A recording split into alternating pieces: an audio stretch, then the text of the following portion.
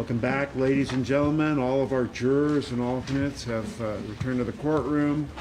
Mr. Chesnoff and Mr. DeGuerin are present with Mr. Durst, and we have Mr. Bailey and Mr. Milius, Mr. Henderson and Mr. Miata, and Mr. Lewin representing the people. Mr. Lewin, you may now give your concluding remarks. Thank you. And I understand you'll be beginning them today and finishing tomorrow morning. Correct. Yes, Your Honor. Thank you. As many of you, probably maybe all of you have noticed, I am not the thinnest guy in the world. I tend to be, whatever prosecution team I'm on, I'm usually the heaviest. In this case, I got to be the oldest and the heaviest. And for many years, 25 years, that's been my enemy. Before it was famous, before anybody knew what Randy's Donuts was, 26 years ago, I worked in this courthouse. I worked across the street, and I used to drive on my way to work, and I'd have to get off on Manchester. Some of you who are coming from the north probably do the same thing on the 405. And I would play a little game with myself. I would say, okay, if the light is red at Manchester, God wants me to have a donut.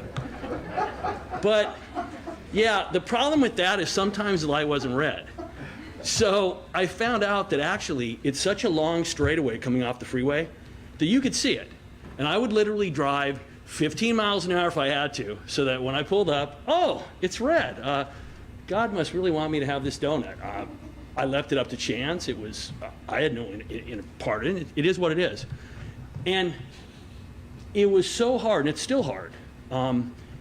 Every day it's difficult to, their donuts are so good.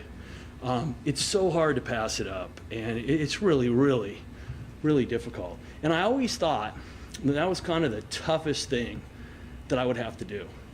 And then I became a trial lawyer.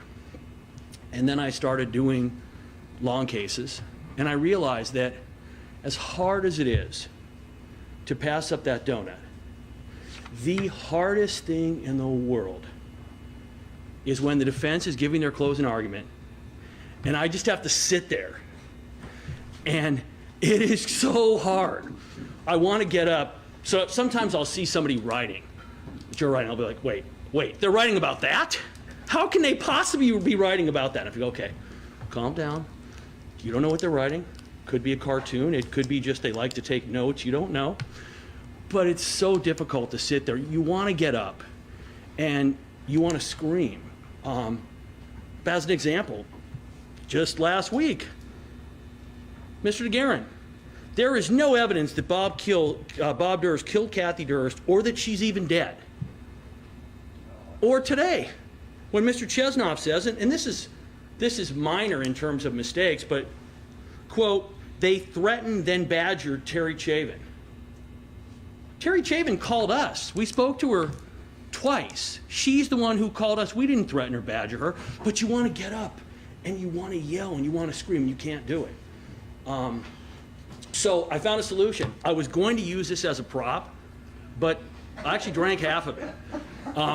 Now, I'm told, I don't know how it interferes with closing argument, but I'm told that if I want to dismember a body, it should not have any effect on me. So I'm kind of hoping that maybe that won't matter.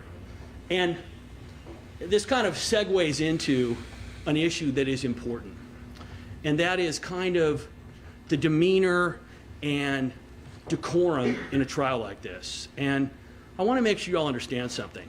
I think that you are all aware that I take these cases extremely seriously. My team takes these cases extremely seriously. We will not be outworked. We will not be outperformed as much as we can do it. We will go to the ends of the earth to do what it takes on these cases. However, like anybody and like any team, you can only maintain intensity for so long, and you can only look at horrific tragedy and pain and disappointment. And if you don't look for the lighter things, you're going to go home and you're going to go insane. So when we make some of the jokes that we make, and I know some of you have more of a tolerance for it than others, some of you do not have any tolerance at all, And I hope you understand that in doing that, we take this case extremely seriously. We don't think it's a joke. We don't think it's time for just a good old let's get up there and let's have a party. But what I've learned over my 30 years of doing this is that I don't have to convince you as jurors why this case is important. I don't have to stand up here and tell you that we're talking about 3 people who died, who got murdered. I don't have to make you understand that this is something you should care about. So I hope that in the way that we've made our jokes, etc., that isn't going to offend anybody. I understand that this has not been easy. It's not been easy for any of you. It hasn't been easy for us. It hasn't been easy for defense counsel, for the court, and probably for Mr. Durst. And we truly appreciate all of your effort, all of your concentration, all of your sacrifice on being here. Now, I want to show you a slide. This is a slide that I actually just put in the computer today. And that's just a picture of Kathy. Not much of a slide. Do you know why I put that up there? I'll tell you, because it is bad enough that that man killed her. That's what he did. That's what the evidence shows. But that's not enough. He's had to kill her and demean her and dehumanize her. And listen, his attorneys have a job to do. That's fine. But how many times have we heard, and it's always the same thing, listen, I don't want to demean Kathy Durst. What's the next line? But she's a drug addict, drunk, and sleeps with a bunch of men. That's what we've heard over and over and over again. And today, it was time to demean Susan Berman, which I'll get to. So, something to think about, because it's important. There are 3 people who this man is responsible for killing. 3 human beings. This isn't a game. It's not a mock trial. It's not a moot court. There are real people behind the facts that you guys have seen. And although everybody has a job to do, you as jurors need to be able to understand, well, why is the defense talking about Kathy's, quote, cocaine problem? Well, because they don't want to talk about the evidence in the case. Why do they want to talk about her alcohol issues, allegedly? Well, because they don't want to talk about their client's testimony. So that's just something. It was so difficult to hear that today. And again, this is just a little minor point, and this is one of the things that's just amazing to me. Kathy Durst certainly ended up having difficulties. She ended up having problems, particularly in 1980, in 1979, in 1981.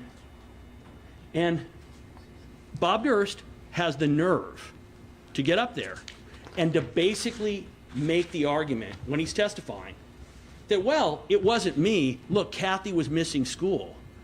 Why was Kathy missing school? Because he was beating her. He was abusing her. It was horrendous. Mr. Chesnoff today called it, quote, prudish or boorish behavior.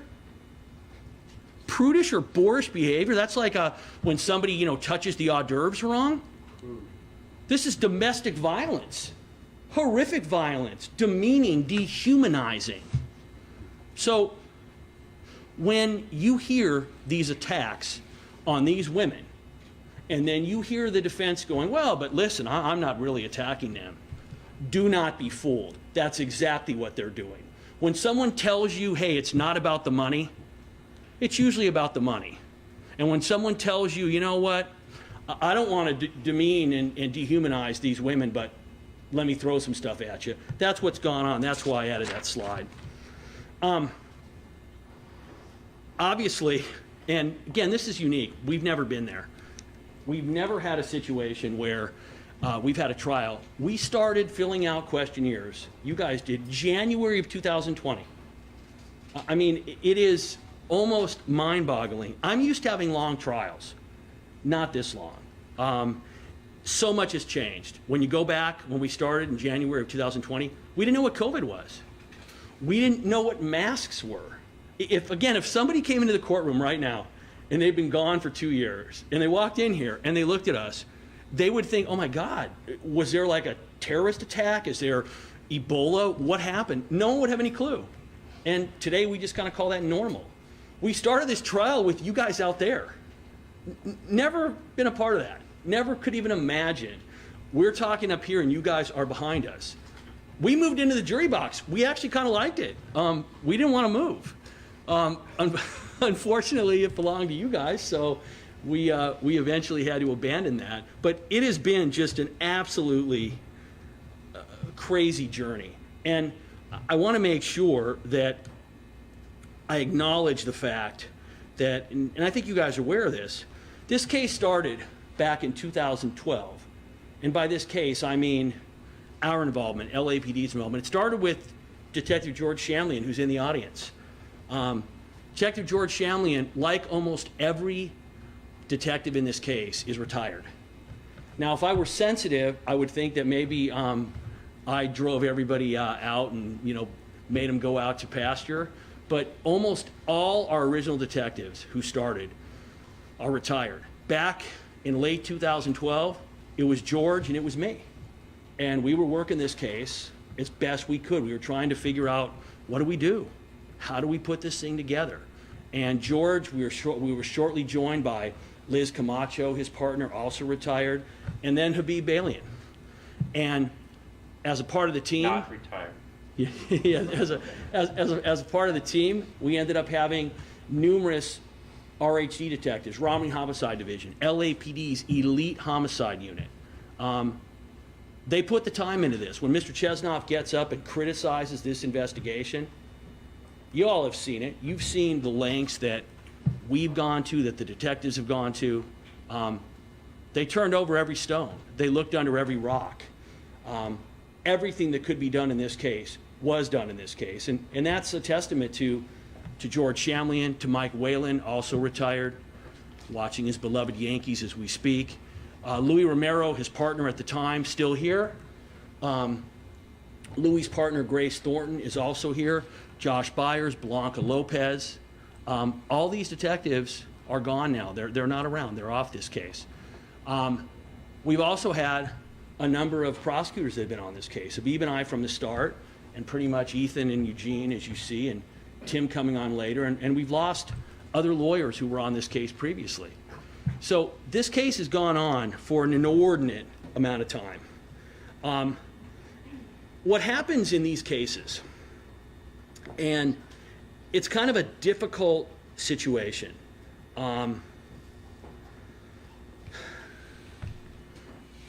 Detectives investigate this case, or any case, and this is unusual because, as you're aware, I was certainly involved in the investigative part, as was Mr. Balian. We taped all our interviews, you all heard them, but we had involvement in early on in this case, which is oftentimes what happens in these cold cases. And what happens in investigations are the detectives work the case, and eventually they have to turn over that case to us. The case gets filed. In this case, if you remember, Bob Durst gets arrested. I fly down to New Orleans on that late Saturday. Early Sunday morning, I interview Bob Durst in custody. And there's been a whole lot of poor Bob. He was interviewed. That was voluntary. Bob was read his rights. Bob didn't have to talk to us. Bob knew who we were. We didn't make any secret of it. You heard the whole interview. Something you probably have learned about Bob Durst. Bob Durst's favorite subject in the world to talk about is Bob Durst. And lucky for me, other than Bob Durst, I probably know more about Bob Durst than any other living human being. And I think when you listen to that interview, it's pretty clear that he enjoyed the idea and the challenge and the bantering back and forth of talking to somebody who really knew who he was and what he had done. The idea that poor Bob was being brutalized by the guards, and I mean, as I sit here, and this is a true and honest statement, I thought about, okay, maybe I just get up here And I go, you know what? This could have been my closing. If there's anything else that I have to say to you jurors at this time, if this case has been proven by all the evidence we put on, including Bob Durst by himself has proven this case. By himself, with nothing else, he's proven it. So you know what? I get up and I say it, and I can say, you know what, if that's where we're at, and if there's any other argument I have to make, is there anything I can say that's going to, in any way, take the focus off of his testimony? In other words, if I have to get up here and argue how we've proven the case, gosh, why? But, you know, I don't want you to get your hopes up because unfortunately, and I'm going to explain to you why, and this is really important, John Lewin's #1 way to improve the criminal justice system. I'm a big sports fan. What I want is I want a scoreboard that's right up there. So I can look up and I go, oh, wow, we're up 42-0. I can run the clock out and take a knee. I don't have to do it anymore. There's no scoreboard. Have no idea what any one of you are thinking. No clue. And I will tell you that the worst thing that can happen to a prosecutor is to come back with a hung jury or an acquittal and to have a juror say to you, gosh, you know what, Mr. Lewin, I just wish the defense brought up this issue of no forensic evidence in linking Bob Durst to the case. I just wish you would have covered that. And obviously, the answer would be, wait a minute. Bob Durst admitted he was inside of the house. What forensic evidence would you expect? There's also substantial circumstantial evidence that Bob Durst was wearing gloves. Because if you think about it, there were no fingerprints that were recovered in this case. And Bob Durst is touching phones. He's probably touching stamps. And obviously, since it was Bob Durst, we know Bob Durst had a gun.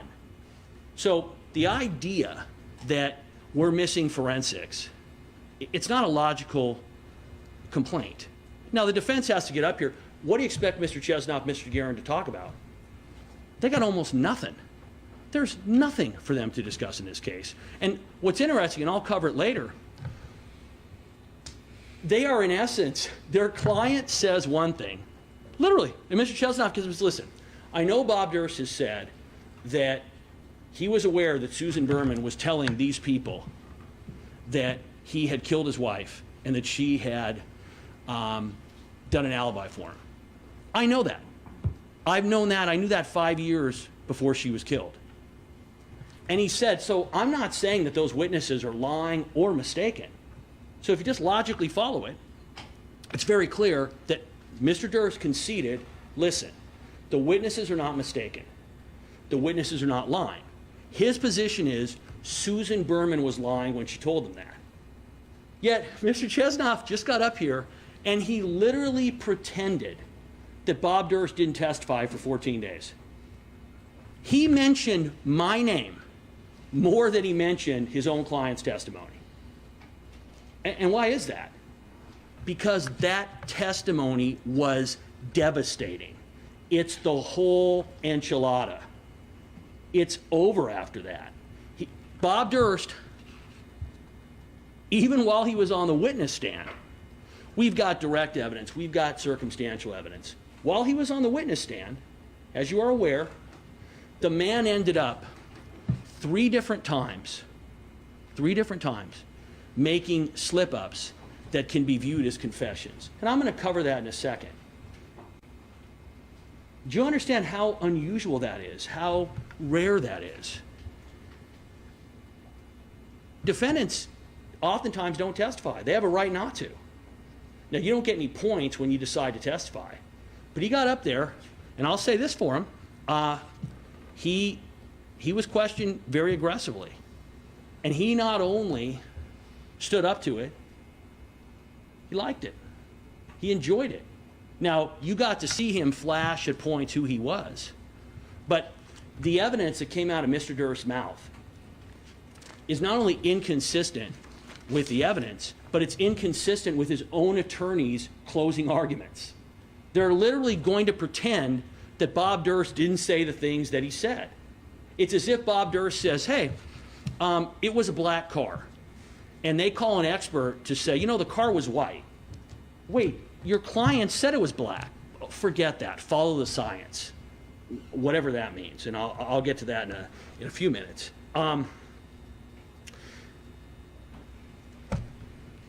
What happens when we get to this point in the trial? I explained that there's a point where the detectives have to kind of release control of the case to us as prosecutors. And that happened, by the way, when this case was filed on Monday, March 16, 2015, the day after Bob Durst's interview. And by the way, there's been a lot of argument, you know, why was Mr. Durst interviewed, et cetera. Well, you want to ask yourself, would it make sense that we would file a case before we gave the defendant a chance voluntarily to tell us his version? Wouldn't you want to hear, if you were a prosecutor, what he had to say?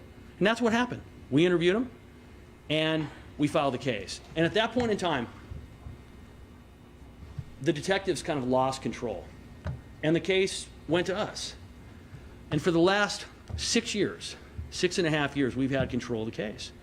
And tomorrow, by noon, there'll be another passage of the responsibility. And that passage of the responsibility is going to go to you 17 people. And it's really hard as you sit up here. We all have different ways that we respond to that idea that very quickly we're not going to have any control. Mr. Bailey and I are very different. And what he'll do is he'll call me all week and, okay, I think we need to put on the slide set about the payphone, because if you show him that, that's going to absolutely contradict this argument over here. And I say to him, listen, I don't disagree with you, but do you really think that at this point in time? Yes? I object to him discussing conversations that are not in evidence. Okay, overruled. You cannot argue facts that are not in evidence, but you can certainly describe your personal experience or common experience in order to make an argument interesting and persuasive. So, overruled. Okay. So, Mr. Balian makes this appeal, and my response was, and it's what I'm telling you today, we're going to address every point that the defense has made, because we don't know if there's any of you who are saying, well, you know what, gosh, I just don't know about X, whatever that might be. But what's really hard in our position is that, and it's pretty clear, we've done our job. The prosecution's done our job. We've done it. We have put a case on. When you look at it, there is an incredible amount of circumstantial evidence. And let's go. Your Honor, I don't want to interrupt, and Yes. I'll make a record later. I just want to note Yes. that at this point in time, the objection is vouching, Your Honor. Vouching, we have done our job. No, that's overruled. I know what vouching is. We've talked about what vouching is. This is not vouching for a witness. This is when either party could say that they believe they proved their case. It's a fair argument. Overruled. So, let me be clear. We've done our job. We put on a case that is overwhelming. And how is it overwhelming? It's overwhelming circumstantially. It's overwhelming with direct evidence. It's overwhelming, there's physical evidence. And then we have, after all that, we have Bob Durst get on the stand. And we have a series of admissions. Every day he was up there was more damaging evidence. We've done what we can do. We've done what we're obligated to do. And being a juror, it's not just, sure, it's an inconvenience, and certainly for you guys, and it's a responsibility and it's a duty. It's also an honor. You 17 people are not up here accidentally. You saw how many people we started with. You were chosen, literally chosen. And with that honor comes a responsibility. And that responsibility is to look at the evidence and to, no matter what, to base a decision on that evidence. How does that kind of go along with where we are right now? Well, about the only thing that we have not given you in this case is literally a videotape of the murder. It's about the only thing we haven't given you. Defense says, well, you don't have any physical evidence. What physical evidence would you expect? What are you going to get? Bob Durst goes in, very likely wearing gloves, and executes her in the back of the head and leaves. He's admitted that he was touching phones, etc., and there's no fingerprints. What does that mean? The only reasonable inference is he's wearing gloves. You would expect him to be wearing gloves because Bob Durst went down there knowing exactly what he was going to do. So, as you sit here, and I know a lot of jurors, and one of the questions I always ask in voir dire is who here believes, always ask this question, that you know what, there's something that they're probably not telling me. And whenever I have a juror who says, oh yeah, I'm a skeptic, I'm always worried about, what you're not letting me know, that person's gone. Because we want jurors who will look at the evidence that's been presented. We want jurors to evaluate that evidence and to come to a decision based on that evidence. And based on the evidence that's been presented in this case, it goes one way, from start to finish. Nearly every witness in this case has been extremely good for the prosecution and very bad for the defense. And listen, some of you might be saying to yourself, well, wait a minute. Well, that can't be right. I mean, we've been in trial 5 months. There must be some trick. There must be something that they're not telling me. Why are we in trial? And you need to remember something. We're in trial because under our Constitution and under our system of jurisprudence, in this country, no matter how guilty you are, you have a right to a trial. In other words, just because somebody pleads not guilty and says I'm going to trial, doesn't in any way mean that they're not factually guilty of the offense they've committed. People have a right to say, you know what, prove it. I don't care what you have. I don't care if you have videotapes and witnesses, etc. I want my trial. And if there's one thing that you should have learned about Robert Durst is, Robert Durst has led an extremely privileged life. Why is that important? This is not knocking him because he's wealthy. There are many wealthy people. Bob Durst has spent his life doing whatever he wants to do to whoever he wants to do it to in whatever way he wants to do it. And that's an important point to understand, not to degrade his character, etc., because it gives you an understanding of what happened in this case. So when we get up here and we end up presenting all this evidence and you end up going, well, gosh, it's so complicated. They put on so much evidence. This isn't complicated. This is about as simple a case as you'll ever find. There is, by the way, there is no time limit that you have as jurors. You could go back in that jury room and it would certainly be reasonable for you to go, okay, prosecution's put on what amounts to about 4 confessions. Bob Durst is finding the body. He's setting the cadaver note. He's got Susan Berman breathing on him when she's dead. He's got garbage about staycations and marijuana pot growers and industrial-sized tampons. I mean, some of the stuff that he came up with, it was just awe-inspiring. You sit there going, oh my gosh, where does he even come up with this from? You could go back there, and it would be completely reasonable for you to go, okay, what did the prosecution put on? They put on, if all you had, they put on Bob Durst admitting that he found the body. And previously to admitting he found the body, we have a cadaver note. A note that before he admitted he wrote, he said, quote, a note only the killer could have written. If all you had in this case was Bob Durst's original denials that he had found Susan Berman's body, but you had the cadaver note that he admitted to writing, you would be within your authority as jurors to say, you know what? There is not a reasonable interpretation as to how Bob Durst would have been in California, in Los Angeles, for no reason when he said he was never here, how he would have gone to her house, found Susan dead, and not called the police if he weren't her killer. That's before we even talk about Kathy or Morris or anything else.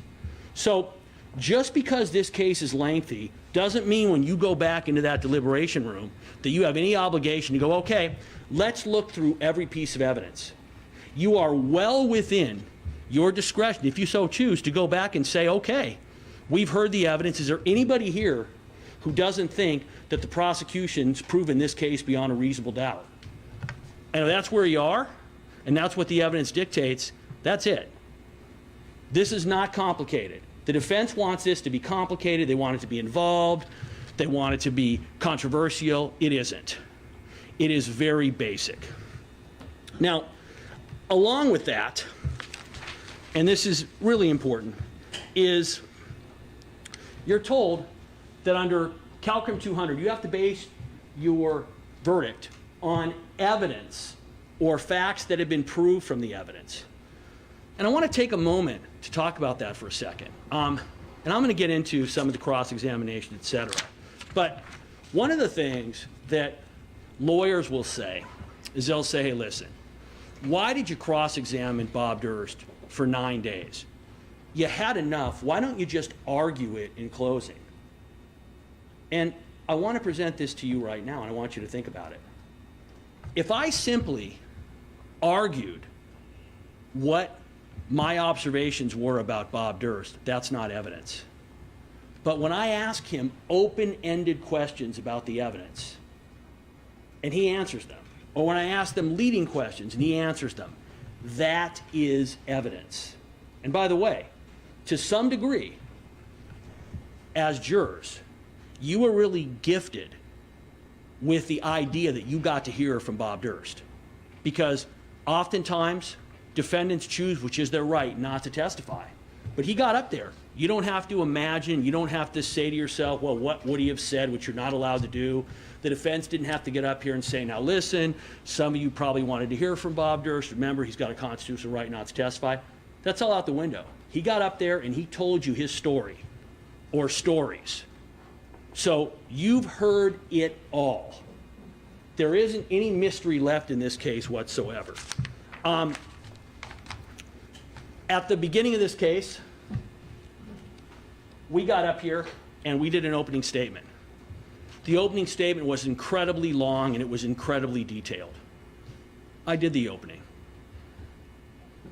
We wanted to make sure that we didn't leave anything out, that we let you as the jury and the defense understand this is what we're going to put on. We didn't come out from behind. We weren't sneaky. We didn't save things.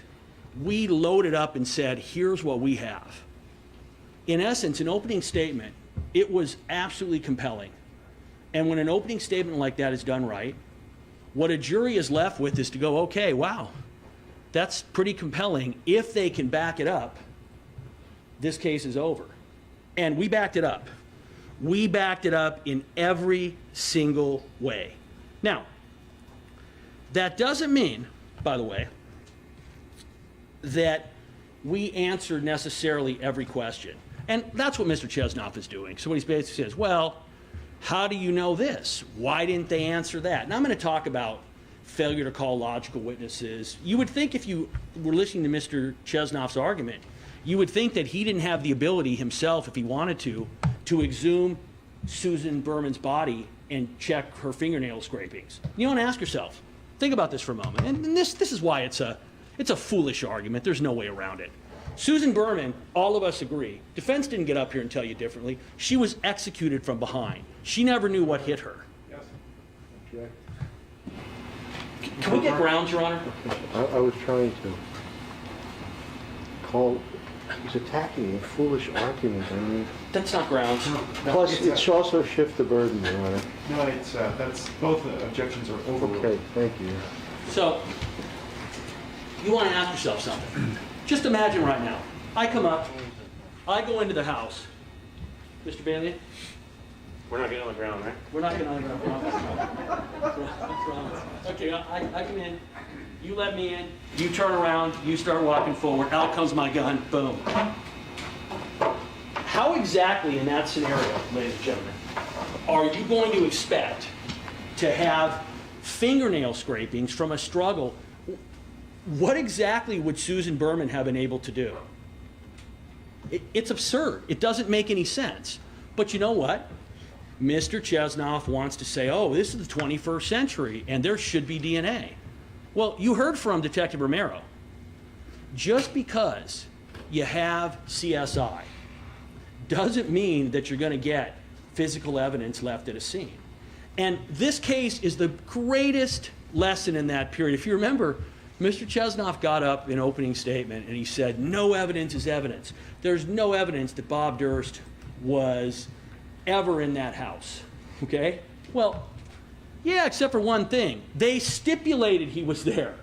They didn't just testify, they stipulated he wrote the cadaver note. He could not have written the cadaver note if he did not find the body. And that's not an issue. He's told you, I came in and I found the body. So the idea that there's physical evidence that's missing and that is somehow indicative of a sloppy investigation, number one, it doesn't make any sense because you wouldn't expect the physical evidence that they're looking for. But number two, they have the same ability.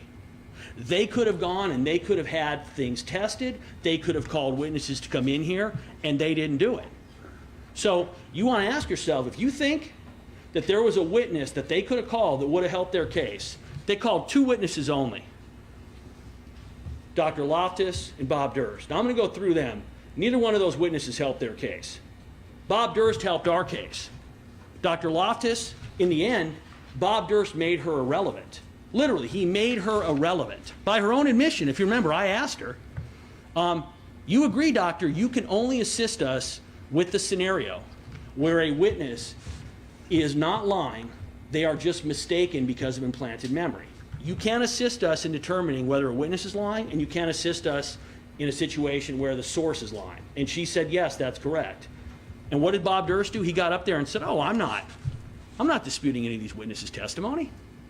Susan was telling him that. So when the defense gets up here and they tell you what we're missing and what we haven't done, it's just not accurate.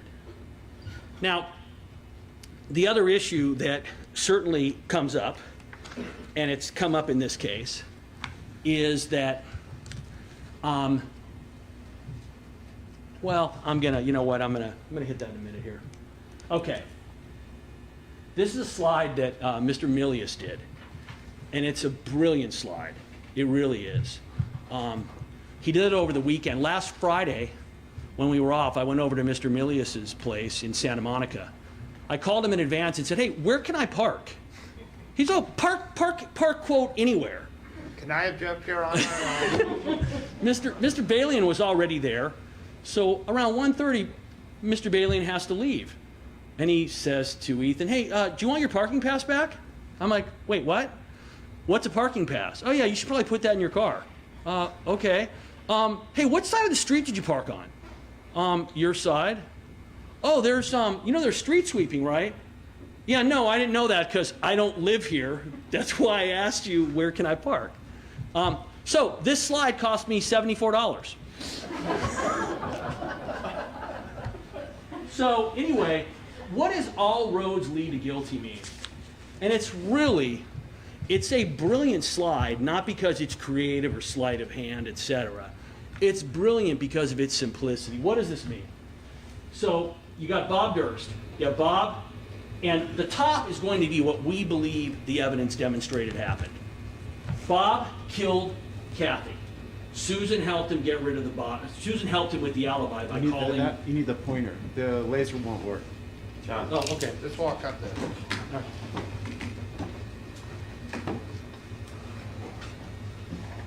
So,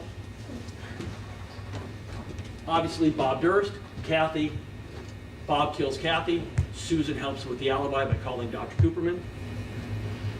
20 years later, Detective Becerra reopens the case. Bob finds out about it, panics. Susan has been helping him. He's been paying her off for years. he realizes during that phone call, by the way, it's a very kind of tragic conversation because we can literally, you all know the point where Susan signed her death warrant. We don't usually know that, but we know the call. When she told Bob Durst, I'm going to talk, the police want to talk to me and I'm going to talk to him, that was it. She was dead 6 weeks later. That was it. So Bob killed Susan. He ends up killing Morris. He ends up doing the documentary. He says numerous damaging things in the documentary. Afterwards, he goes and he says to kill them all, of course. There is your cot. He confesses to Nick Chavin. He confesses during the interview he had with myself and investigators. And I'm going to come back to that later. But the idea that this was a plea negotiation, it's beyond absurd. Plea negotiations happen when someone is charged and they have a lawyer. Bob Durst wasn't even charged yet. Plea negotiations are formal, where somebody, you sit down and you go, okay, what can you do for me? What can I do for you? Bob Durst on his own during that interview, you heard it. Bob Durst brought it up himself. Bob Durst basically said, if I tell you what you want to know about Susan, what I did with Kathy, what can you do for me? That's a confession, ladies and gentlemen, because only the killer knows those answers. And then we have Bob right here, and he's real big. You know what that's about? Because that's Bob Durst testifying in court. That is what we believe the evidence shows. But let's say all you had was Kathy is missing. Kathy's missing. You don't know anything about Susan Berman calling the dean. You know that Joe Becerra reinvestigates. You know that Susan Berman's Bob other friend is killed. And you know, by the way, that Bob Durst ends up sending the cadaver note. If that's all you had, that would be enough.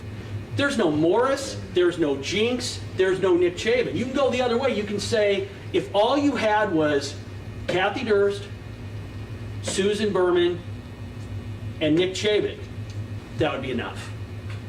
So what the defense is trying to do, and it makes sense for them, is they want you to look at each piece in this case individually, as if they're not connected. That's what they want you to do. And in the end, that's not how evidence works. That's why you're told that you're to look at the totality of the evidence when you put it all together. So that's where we are. And when you go through, if you look and you kind of ask yourself, okay, if you take all this evidence, is there another reasonable interpretation from it other than Bob Durst killed Susan Berman? And by the way, the defense says, well, you have to prove beyond a reasonable doubt that Bob killed Kathy Durst. That's not correct. We don't have to prove Bob did anything to Kathy Durst. Nothing. Zero.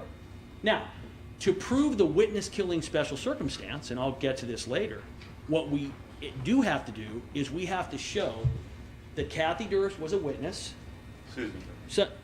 That Susan Berman was a witness to Kathy Durst, thank you, and that Bob Durst killed her because she was a witness. But it's very important. And by the way, this is one of those things that Bob Durst on his own made the case even stronger.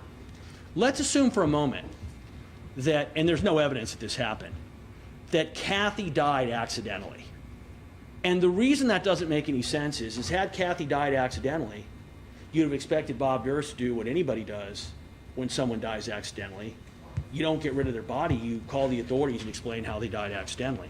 But let's assume that had happened, and he had panicked. And remember, this is before Morris, this is before Susan, so he doesn't have that to rely on. He's got, back then, he's not considered a suspect in anything.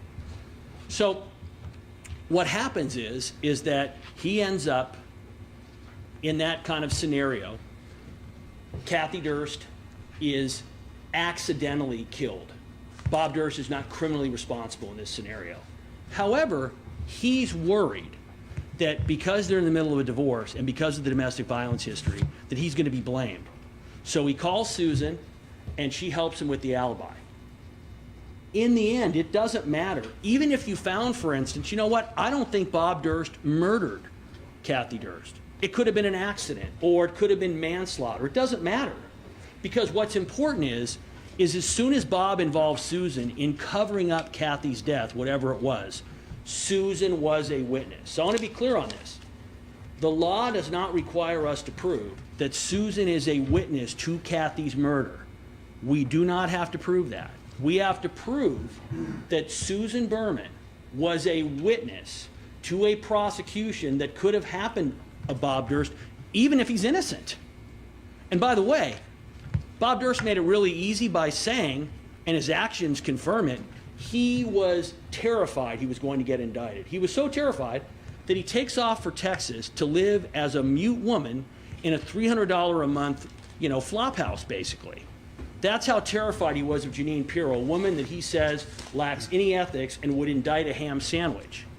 And meantime, according to him, he is aware for 5 years that his close friend Susan Berman is out there telling everybody that he killed his wife and that she helped cover it up. Now, according to his own logic, if Jeanine Pirro hears that, he's going to be indicted for murder. So I bring that up because it's really important when you're looking at this. We don't have to prove everything. You can mix and match. By the way, you get an instruction that it takes one evidence, if believed, to prove any fact. So as an example, let's say that all we had in this case, we have one thing. One thing. No Kathy, no Morris, nothing. We have no cadaver note. We have Nick Chavin, Bob's best friend, saying that Bob confessed to him. Legally, if you believe Nick's testimony, that would be enough by itself to convict Bob Durst of murder. That would be enough, just that. It would be enough, by the way, if you knew about Kathy disappearing, because of the statement, it was her or me, I had no choice. That would be enough for you to be able to come back with the witness killing special circumstance. By the way, the lying in wait is easy.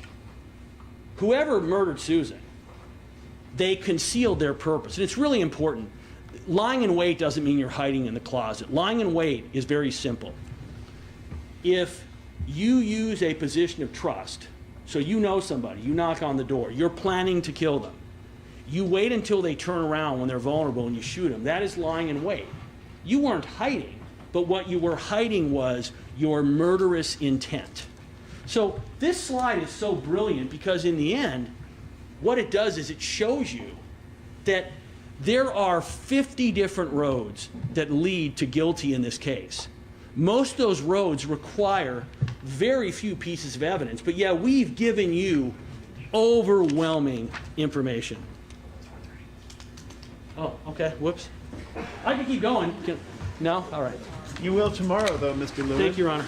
So, ladies and gentlemen, do not talk about the case or about any of the people or any subject involved in it with anyone, including the other jurors. Do not make up your mind about the verdict or any issue until after you've discussed the case with the other jurors during deliberations. Let's try really hard to all be here before 9 o'clock. If we're all here before 9 o'clock, we really could start right at 9 o'clock, and that would be excellent. That's what's going to allow us to conclude by 12. Okay, so be here by 9, and we'll conclude the argument. See you tomorrow.